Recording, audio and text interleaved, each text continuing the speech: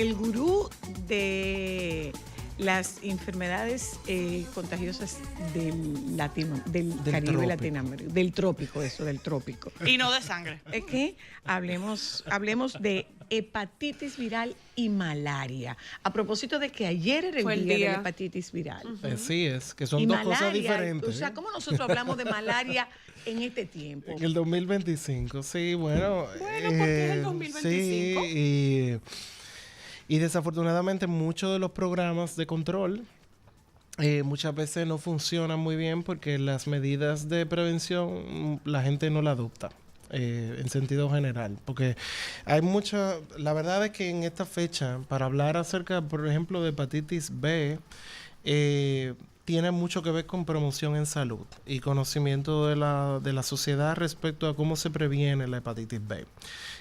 Y menciono la hepatitis B porque la hepatitis C es un poco más difícil de prevención porque no tenemos vacuna. Pero para la A y para la B tenemos vacuna. El 91% de todos los dominicanos tenemos anticuerpos contra la hepatitis A. Quiere decir que en algún momento nos hemos infectado. Es muy prevalente, es endémica de nuestro país y de la gran parte del trópico. La mayoría de nosotros nos ponemos en contacto con el virus causante de la hepatitis A durante la infancia y la adolescencia. Es una enfermedad de la niñez y por eso los esquemas de vacunación de la hepatitis A corresponden a los primeros años de vida. Okay. Igual que la hepatitis B, que también se administra en los primeros años de vida. Debe ser en los primeros años de vida. Así es. Robert, ¿tiene alguna relación estos repuntes de estas enfermedades, el hecho de que por la pandemia la gente dejó de asistir y de darle seguimiento a sus esquemas de vacunación? Hay muchas razones, pero una de ellas tiene que ver mucho con la reticencia a las vacunas. Desafortunadamente, muchos de los sondeos de conocimientos y actitudes respecto a las vacunas han cambiado mucho. Se ha radicalizado. Con este bombardeo de que las vacunas son malas, Sí. de que no se ha se radicalizado vacunan. mucho la posición porque en muchos de nuestros países, América Latina y el continente americano fue el primer continente en eliminar la transmisión de muchísimas enfermedades prevenibles por vacunas. O sea, nosotros estamos viendo casos de sarampión otra vez. Exacto. En México. ¿En México? Sí. Entonces tú dices, porque en Estados Unidos hay otros asuntos ahí que también hay que evaluarlo. Sí, hay que unos tiene que ver brotes mucho con la política también. Sí, pero, sí, totalmente. Pero a nivel social, América Latina siempre ha sido una región que adopta muy rápido las campañas de vacunación. Siempre hemos Inclusive, sido muy responsables. fuimos por el eso. primer continente libre del polio. De polio. Del Wow. mundo entero. O sea, ¿Y nosotros de dónde vemos... nosotros estamos sacando malaria? Nosotros tenemos un hito. A ver, el año pasado tuvimos un rebrote de casos de malaria. Ya nos movimos de un virus a un protozoa, porque un parásito. La malaria no es un virus. Y se transmite por mosquitos. O sea, tiene que picarte un anófeles, que no son los mismos mosquitos del dengue. El dengue. El anófeles es un mosquito que por lo generalmente es rural, no es urbano. Por eso ustedes no ven casos de malaria en el Distrito Nacional, Sino en los campos. porque la mayoría de los mosquitos que nosotros tenemos aquí en el Distrito Nacional son Es la aedes. Aedes. Son popis. Es el Aedes. Exactamente. El anófeles, que son, son mosquita popis. Bueno, tengo Sí, mi- porque quien pica es la hembra, ¿no? Exactamente. Son urbanos. Exactamente. La malaria tiene unas características más rurales. El año pasado, el incremento de brotes que tuvimos se asoció con migración.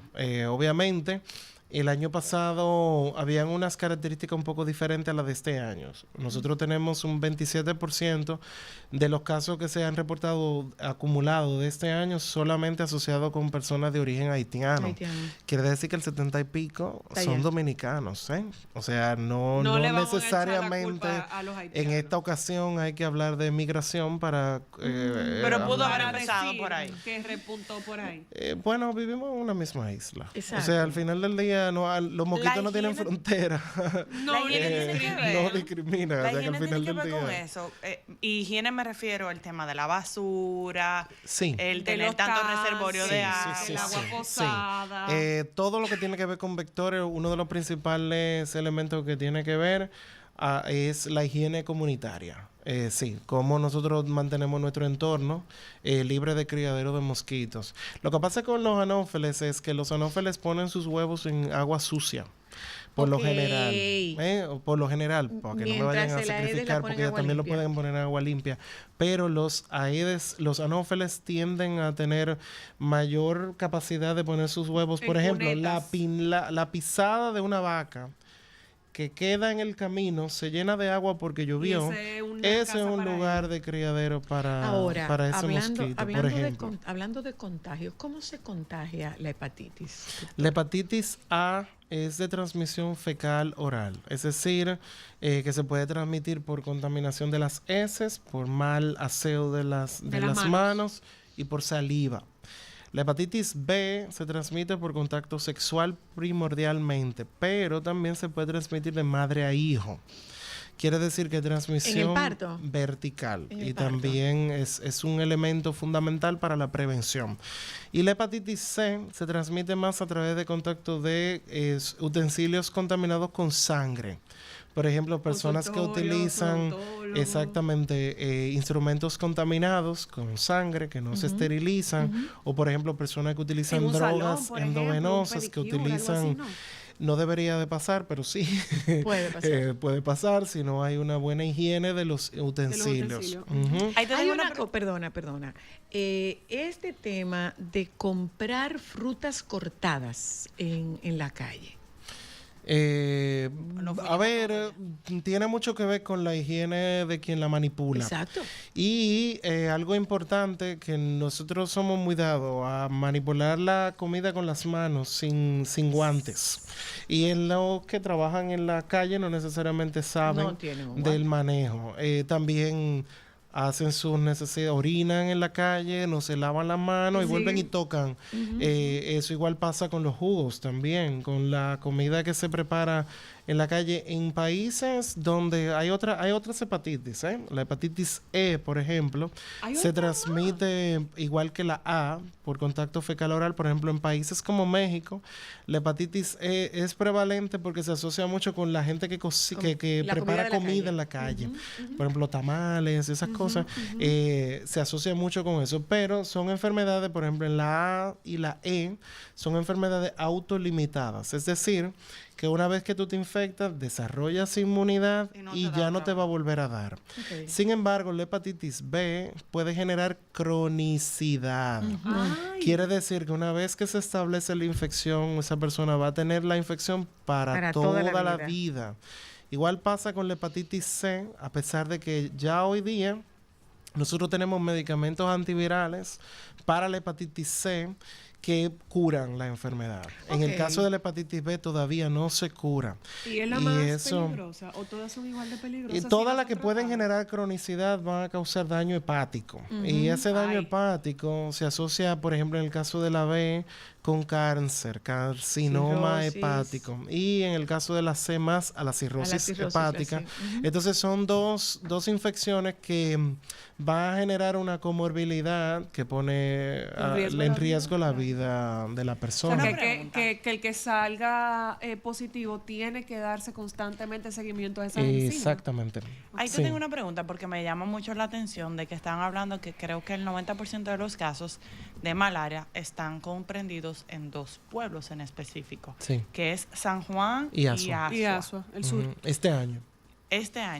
Me llama la atención porque tan alta incidencia en estas zonas. ¿Hay algo en específico en esas dos regiones que hace que prevalezca tanto ese porcentaje? Sí, que desde hace 2 años aproximadamente hay un foco activo. La malaria tiene un patrón de fiebre, un patrón febril que es muy llamativo. Y nosotros tenemos una relación muy casual con la fiebre. O sea, nosotros interpretamos a la fiebre como una gripe, como cualquier cosa. Como cualquier cosa. Es un síntoma de alarma. Entonces mucho, pero nos pasa también con los sanitarios. O sea, los totalmente. médicos confundimos mucho la malaria con otras entidades como el dengue. Entonces medicamos a las personas y la mandamos a la casa. Entonces, ¿qué pasa? Los mosquitos pican a esa persona que está infectado y establece una transmisión crónica en un espacio geográfico. ¿Cómo se diagnostica, doctor? Es muy fácil, se llama gota gruesa. La gota gruesa es con una muestra de sangre en la que se ve por microscopio la presencia del parásito. También hay pruebas serológicas, o sea, hay pruebas que identifican los anticuerpos, y hay algunas pruebas de antígenos que también nos ayudan a confirmar el diagnóstico. ¿Cuál otro síntoma, además de la fiebre, debe llamarme la atención? Lo primero y lo más importante de la malaria es que es una fiebre muy alta, que por lo general tiene ciclos, y ahí está el problema, que la mayoría de las personas se preocupa por una fiebre porque es constante. La malaria no es constante, hace ciclo de 3 días aproximadamente, al menos algunos de los parásitos que nosotros tenemos presentes en la isla. En la isla hay varios diferentes especies que causan malaria, y hay algunas de ellas que producen una fiebre terciaria. La fiebre terciaria es porque aparece cada 3 días. Entonces, ¿qué pasa? No me preocupo tanto porque cada 3 días que me va a dar fiebre, me dio unos medicamentos y me quedo en la casa. Pero mientras tanto el mosquito está picando y está picando a otras personas. Por lo tanto, la vigilancia de una fiebre, cuando tenemos en un entorno de frecuencia de casos de malaria, en nuestro país debería de llamarnos la atención para hacer una prueba de malaria como parte del diagnóstico diferencial, en especial en lugares periurbanos y rurales. Todo médico, todo especialista que esté en lugares así debe de pensar en la presencia exactamente de malaria. Finalmente, doctor, el gran enemigo de los médicos, la automedicación. Es una fiebre mala, pero ya se me quitó. Así es, y es muy peligrosa. ¿Es letal la malaria? Es muy peligrosa. Las temperaturas, por ejemplo, de una fiebre por malaria pueden llegar hasta 40. Hasta 40. Y en niños, ustedes saben que eso tiene un impacto muy malo. Peor todavía. Pueden convulsionar, pueden desarrollar. De hecho, dejar daño cerebral. Uno de los elementos que mueve mucho a los familiares cuando un niño tiene fiebre de este tipo causada por la malaria es la aparición de manifestaciones neurológicas.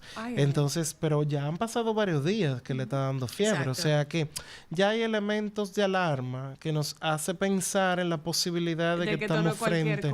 Además de que hay unos elementos que no aparecen en el dengue que nos ayudan a diferenciarlo. Es que la malaria, el parásito genera un incremento en los marcadores hepáticos, es decir, que puede producir hepatitis, o sea, puede producir que los marcadores como el AST, ALT, que son pruebas que se utilizan para saber cómo funciona el hígado, van a estar elevadas. Quiere decir que nosotros también podemos utilizar estos marcadores como un diferenciador para el diagnóstico. ¿Nos vacunamos entonces? Para malaria no tenemos vacuna. ¿No hay vacuna? Todavía no hay vacunas. ¿Fumigar? Sí debemos de mantener los espacios alrededor de nuestra casa limpios para evitar que el mosquito se reproduzca, y ver personas que tengan con fiebre, obviamente confirmarlo, porque el tratamiento está disponible, es gratis, es parte de un programa nacional. Hay 3 programas fundamentales en nuestro ministerio que son altamente intensivos desde el punto de vista del tratamiento: tuberculosis, malaria y VIH, porque son 3 de los indicadores globales de cómo andan nuestros sistemas de salud. Por lo tanto, tener casos de malaria es un mal indicador de cómo anda nuestro sistema de salud. Por lo tanto, es muy importante y de mucha prioridad que se le dé el tratamiento. ¿El repelente ayuda a prevenir? Gracias, doctor. Sí. Miren una cosa, hay repelente, hay repelente natural que se hace con aceite de citronela, que no es la velita. No es la velita. Y el aceite de citronela funciona bastante. Lo que pasa es que a la gente no le gusta irritante, el olor y la gente no entiende que mientras más huele es mejor el repelente. Sí, es molestoso, pero funciona. Bueno, en un momento en que había un tema de dengue y que teníamos mosquitos, en mi casa se trapeaba con aceite de citronela. Sí, sí, sí. Pero gracias, doctor. Muchas gracias. Gracias a ustedes por invitarme. Yo quiero que sí. Bienvenido nuevamente. Nos vamos un momentito a publicidad con Alejandro. Luego de publicidad nos acompaña Renata Zúñiga.